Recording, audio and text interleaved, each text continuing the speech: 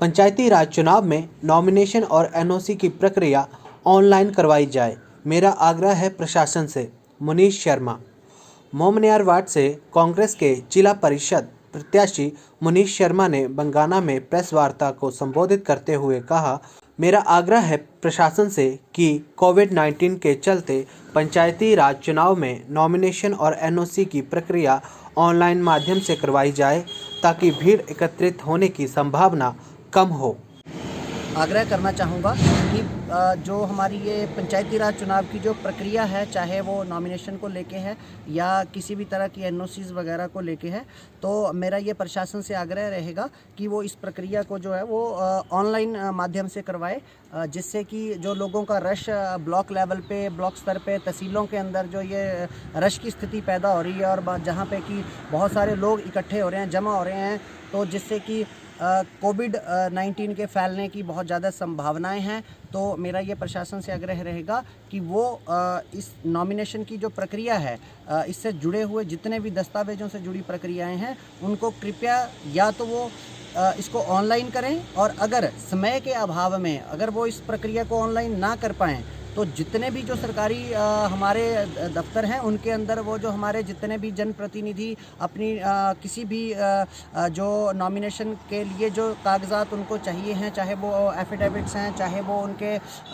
एनओसीज़ हैं, तो वो उनके लिए एक अपॉइंटमेंट सिस्टम जनरेट करें, जिसमें कि कोई आदमी अपनी अपॉइंटमेंट लेके ताकि उसी स्पेसिफाइड टाइम पे जाए और उसका वो काम जल्दी से जल्दी हो जाए और वहाँ पे रश भी इकट्ठा ना हो। भाजपा नेताओं ने जो अपना एक बयान दिया है कि हमने क्षेत्र के अंदर 500 करोड़ रुपए या करोड़ों रुपए वो आंकड़े दे रहे हैं पैसों का विकास के लिए, तो मेरे को लगता है कि जो लोग विकास को पैसों के ऊपर आंकते हैं वो लोग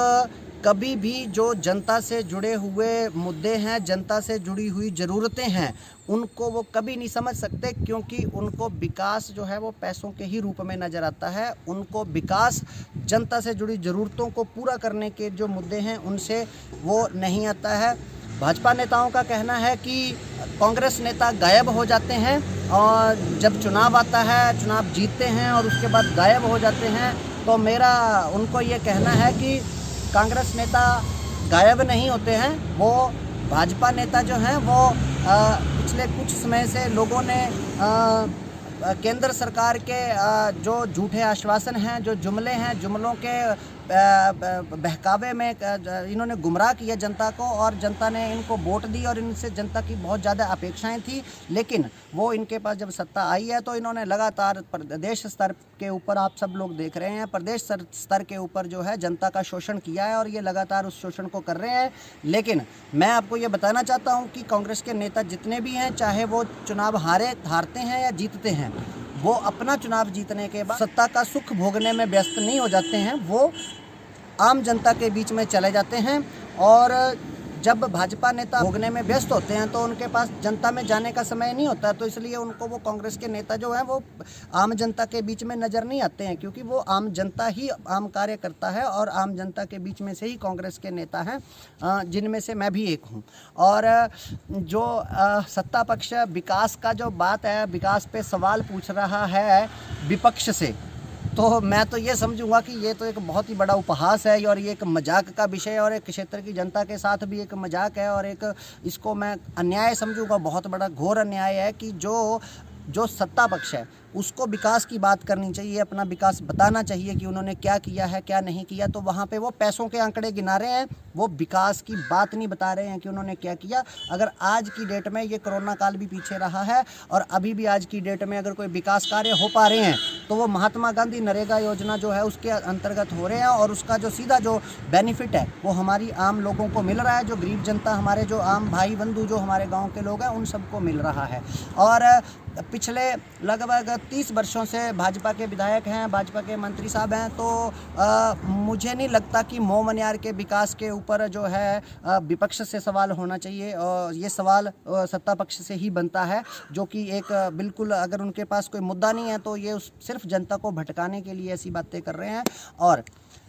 अगर मैं विकास की बात करूं तो मैं एक ही आप सब भाई बंधुओं को, अपने क्षेत्र के जनता के लिए एक ही मैं बात बोलूँगा कि हमारे स्वर्गीय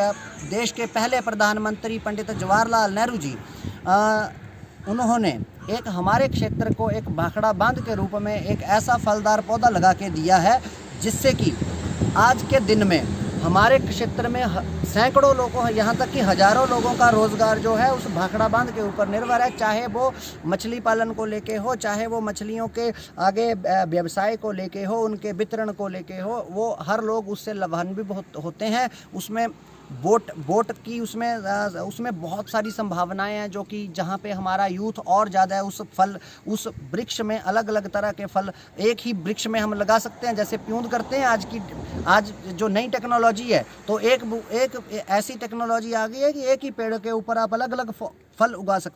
सकते हैं प्यूंद से। वैसे ही ये जो भाखड़ा बांध है एक ऐसा पेड़ है जहाँ से आप अलग अलग तरह के फल एक पेड़ से ले सकते हैं। और इस विकास की परिभाषा को समझना जो है, जो ये भाजपा के नेता है जो लोगों को गुमराह करने की बयानबाजी कर रहे हैं, ये सब चीज़ इनके समझ से बाहर है। तो मेरा अंत में सभी भाई बंधुओं से, जनता से ये निवेदन रहेगा कि वो ऐसे लोगों के बहकावे में ना आए और अच्छे व्यक्तित्व को पहचाने, अच्छी सोच को पहचाने और हमारा साथ दें, समर्थन दें। बहुत बहुत धन्यवाद, दिल की गहराइयों से धन्यवाद। जय हिंद, जय भारत, जय कांग्रेस। कुटलहट समाचार के लिए रोहित संधू की थी ये रिपोर्ट। धन्यवाद।